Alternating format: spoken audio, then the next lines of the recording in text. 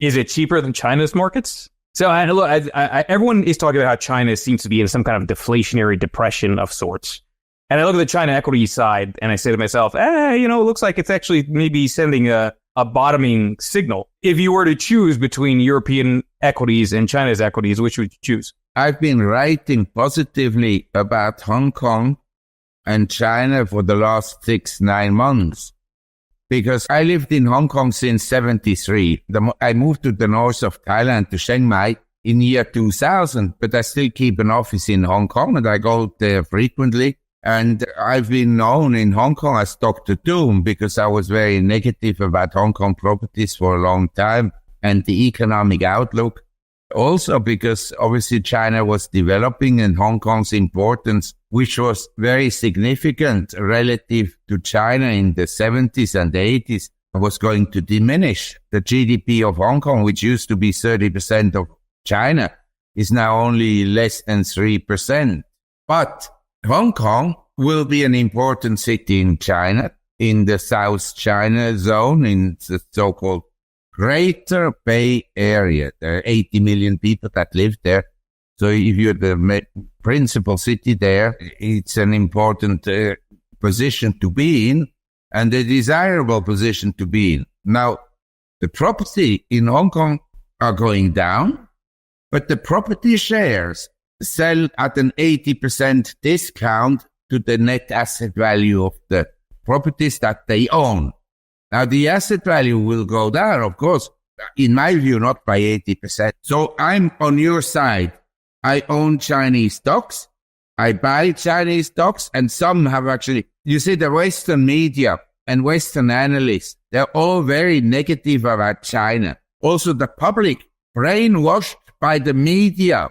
And the media is very evil in the Western world. They influence people thinking they don't report facts. They report the lies that the government is publishing. And the fact is simply, I've never seen in my life so much China bashing. If they want to bash something, they should bash the Chinese government, the Chinese people. What have they done wrong?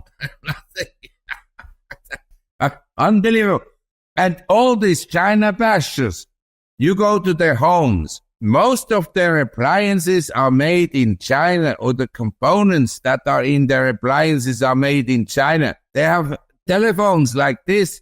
Most of the components come from China. Most of the telephones are made in China. I mean, this is just a ridiculous China bashing media influenced public. And the stocks, you have very good companies in China. The Western media portrays them as being state-owned and governed by the state. And so there are lots of private companies that are very well run, that are very successful. That's the point. They're very successful. That's why the Western politicians and the media hates them. They hate them because they've overtaken many companies in terms of technology. It also seems a little bit hypocritical, the idea that China suppresses free speech, and we are seeing more and more of those kind of concerns in the U.S. Look, in Asia, it wouldn't be advisable for me to speak very negatively about the government in Thailand.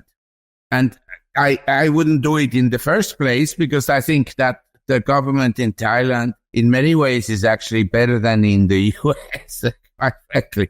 But aside from that, if you're in the Philippines, it's not advisable that you drag down Bongbong Marcos publicly, you understand, in a blog or in the media.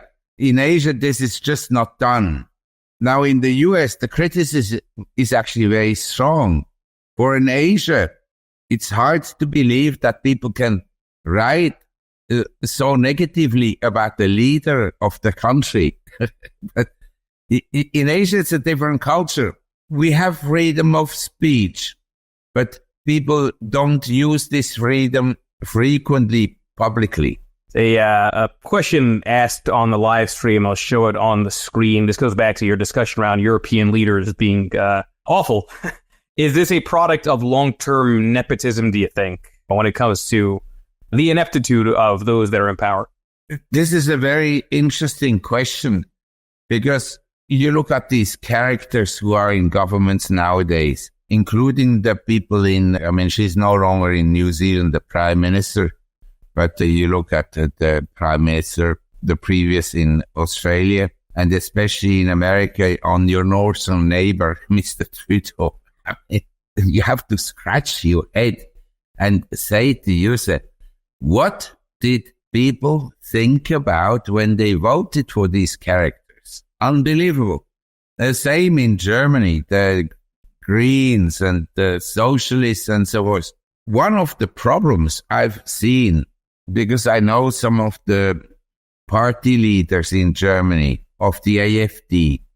The AfD is portrayed by the socialists and the communists as a right extremist party, when they are actually quite center politically seen. They're portrayed as being like a fascist organization supporting Hitler type of government, which isn't true at all. The reason that this occurred, I'm Swiss. I would never have thought that Switzerland would suddenly lean so far left. And I've been thinking about, your question, why is this happening? First of all, I think that America has an interest to actually destroy Europe as an independent assembly of states. I'm saying that because if you look geopolitically at Europe, the union or the friendship between Russia and Europe would lead to an incredible power. You would have the resources in Russia, the technology in Western Europe, and this combination would be unbelievably conducive to strong economic growth in the long run, and to being competitive in an environment of resources going up in price in the long run. So the US went in, they didn't go in officially, but with all kinds of NGOs, and they financed movements that led to a swing, to a shift to the left politically seen. Number two, and that I went to a private school. The people there were essentially the sons of wealthy people in Zurich. I occasionally meet my friends in Zurich, and I ask them, because I was in the committee for the Initiative for Neutrality of Switzerland. I think Switzerland can make a contribution to world peace by staying neutral. But no, a lot of Swiss, they don't dare to speak out for neutrality. They don't like to attack the socialists. Why? Because the socialists will then go after them and harass them. And, the media is very left in Switzerland. Then the media writes negative articles about these people who are on the right side politically. And the wealthy people then get a visit from the tax people and a tax Saudi.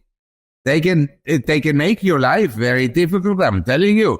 So a lot of wealthy people, instead of standing up and fighting for their freedom, they just lay low. They go into obscurity. Alexander Solzhenitsyn, he explained at the Harvard speech, what surprised him the most in the Western world is the lack of courage. And courage is a virtue that people should adopt and also implement in their own lives. If someone has no courage, forget him. The only competent government official was Nancy Pelosi, because apparently she's a phenomenal trader, and those that are on social media are well aware of those memes. Yeah. But I want to go back to the recession question, because I think this is it is interesting, and I think you can even. I love it when you're fired up. I love it when you're fired up. It's okay. I divert it. In my view, if you look, you understand, in a money printing environment, everything gets distorted, and you can hide things. You can say you have a higher salary. And then you can understate the rate of inflation. In essence, if you take real economic growth and real wages, then the majority of people is in recession already, because wages have gone up since 2018, yes. But I had discussions with people. In my view, prices are today about 30% higher than in 2018, 2019, pre-COVID, say between 20%, 25, 30%. But I have friends, they say, no, they're up 50%.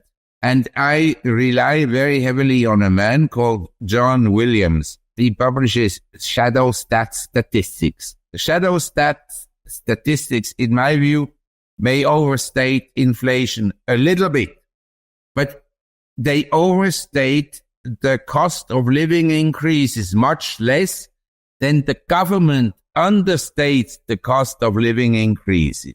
And so if you take the statistics published by Williams and you adjust the economy, the nominal economy, by his inflation figures, we're all in recession already. But for the rich people and the people that are interviewed on the CNBC and Bloomberg and God knows what, and for Wall Street, there's no recession because their asset prices have gone up and they feel wealthier. And for Marc Faber, as an investor, I love money printing because it boosts the net asset values. At the cost, who pays the cost? The lower middle class, and the poor people. They pay the tax.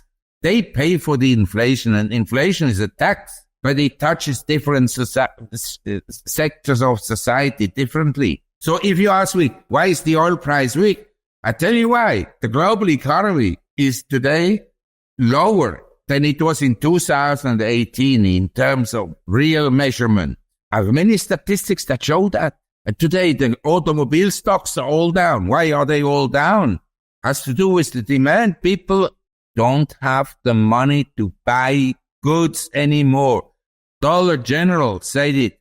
Other retailers say the same, that people are strapped.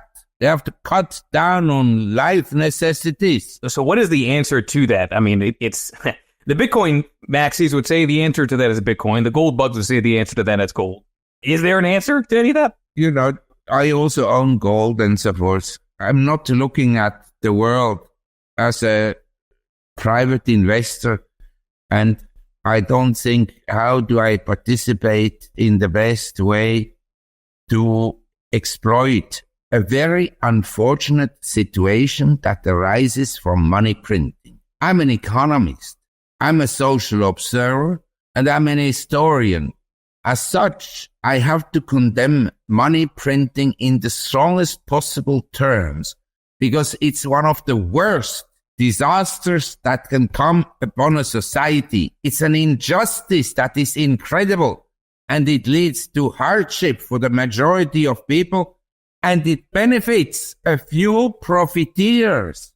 I have entire books on the subject. I mean, I'm not singling you out, but it gets me that people think, well, how do we address this problem of inflation and money printing? Oh, we buy bitcoins or gold. Yes, I agree with that view. But at the same time, people should think in the larger sense, what does it do to a society? And shouldn't we stop the measures, the policies that lead to inflation? Inflation, consumer price inflation, is a symptom of government overspending and of money printing. You take away the overspending, in other words, you close the deficit and you stop printing money, then you have no inflation. The problem will be solved. But with it, the excessive profits of profiteers will go. Yeah, you want to belong to the profiteers, you're welcome. I don't want to belong to a group of people that profiteers from the harm of other people. You understand? The socialists will always attack the capitalists as the exploiters of the people. Now let's look at the history of capitalism, say from the time of approximately Adam Smith at the end of the 18th century to today. What did the 19th century exploit? People went to America because they wanted to find work, and the working conditions in America were better than in Europe. That's why the Europeans all traveled to America and immigrated to America. And then, of course, the socialists write about the robber barons. The robber barons, yeah, they made a profit. What's wrong with making a profit if you assume the responsibility to build a railroad from A to B? If you build a canal from A to B, Of course, you should get a profit. But the railroad that benefits the whole population because people can travel from A to B easily, and the transportation cost fell. And the result was that in 1900, the price level in America, despite the population going up from 4 million in 1800 to 80 million in 1900, the price level was the same. Because we didn't have economists in America and because we didn't have a Fed in America. That is the reason. The worst for the economic growth is to employ a lot of economists. That I tell you, I'm saying this as an economist. I'm as much an academic as a businessman. I want to get your thoughts on treasuries as we start to wrap up. Speaking about government debt and the deficits, been a hard 3 years for the duration side of it. It seems like maybe some of those dynamics are changing as we go potentially from duration risk to credit risk. How do you think about long duration treasuries, at least from a trading perspective? You know, buy and hold's a whole different question. This is actually a very good question, which touches many different assets. I'd like to summarize it as follows. With my negative view about the economy, you have essentially a tailwind for treasuries to go up. In other words, for interest rates to go down. That I accept. And I own treasuries. I have to say that I always have a bond portfolio. But of course, my bond portfolio varies in terms of qualities of bonds, and it varies in terms of maturities. So I have bonds that mature maybe next year. I have bonds that may mature in 7 years and so forth. They have an average maturity of such and such. I wouldn't know it by heart because I'm not spending a lot of money on my personal affairs specifically. But I own bonds and I've taken some duration in the US with the view that the economy is actually weaker than what the Biden administration is lying to the public. It's much weaker. I also think the Fed will cut rates, but you understand the Fed has a problem here. The inflationary pressures are still with us. Now, on the good side, we may argue that the weak demand will kind of reduce the demand for finished goods, and that as a result of that, prices of commodities and finished goods will go down. In China, we have a sort of a deflation at the present time. Also here in Thailand, we don't have much inflation at the present time. Inflationary pressures are still with us in the asset markets. I mean, you look at house prices in America, home prices, they're at a record high, essentially. Not everywhere, but in general, you're surprised to see home prices this high, especially when you compare it to commercial properties, which have dropped in some cases by 70%. This is now an example where easy money hasn't helped. Property prices, commercial property prices are down very significantly. Will it spread to residential? Who knows? I suppose it will spread to residential, but maybe to a lesser extent. In any event, the headwind for bonds to rally is that when in 1969 and 1973, the rate of inflation was about as it was, say, in 2022, 2023. At that time, interest rates on the 10 years treasuries were much higher than now, much higher. Now, the 10 years treasury is at 3.7%. You really need a period of sort of deflation to justify this low interest rate. So, in my view, would be the Fed is in a very difficult position because they print money. Inflation takes off again. And the treasury bonds, the 30 years, you can follow the TLT ETF, will tumble. That's why I hold treasuries. But I'm a reluctant holder. And also, I think that once the world sees the Fed printing money again, which they will have to do, then they will sell the dollar. Now you will argue, well, the other currencies are even worse. Yes, I agree with you, that may be even worse, except selected ones like the Singapore dollar and the yen and so forth. But in general, the dollar is maybe still one of the soundest currencies. But I can give you some currencies that are much better than the dollar, namely gold, silver, platinum. Now you will come and say, well, what about bitcoins and cryptos? I don't want to give a speech about the disadvantages and advantages of currencies, but I'd just like to tell you, if governments had the power, these governments are democratically elected. They were elected by people, but then they lock in their people. If they have that kind of power, what do you think they can do to the internet? They can close the internet for a whole region in India. How do you want to use your credit card? How do you want to use your bitcoins without internet? I can use my gold coins in my pocket going out when there is no light and no electricity and nothing. The same in war times, cigarettes become money. You should store cigarettes in your home. This is like small coins. Well, don't smoke up your currency if that's the case. Well, I have to keep the supply tight. There you go. Exactly. Dr. Faber, for those who want to track more of your thoughts, more of your work, where would you point them to? And maybe give a little pitch on the Gloom, Boom, and Doom report. I'm not in the advertising business. I have 2 reports, which I write every month. I do it myself, and I do it out of interest, and I do it because it stimulates my thinking. And I think it's better in life to do something than to do nothing. So these are the reports. But they challenge widely accepted views, and they highlight opportunities that ordinary research would maybe not highlight. So it's difficult to say the report is good or not so good. Some people like it and some people don't like it. That's the world. And I have contributed, I think, probably 20 pieces over the last 12 years to you. So I appreciate you also giving me an opportunity for that.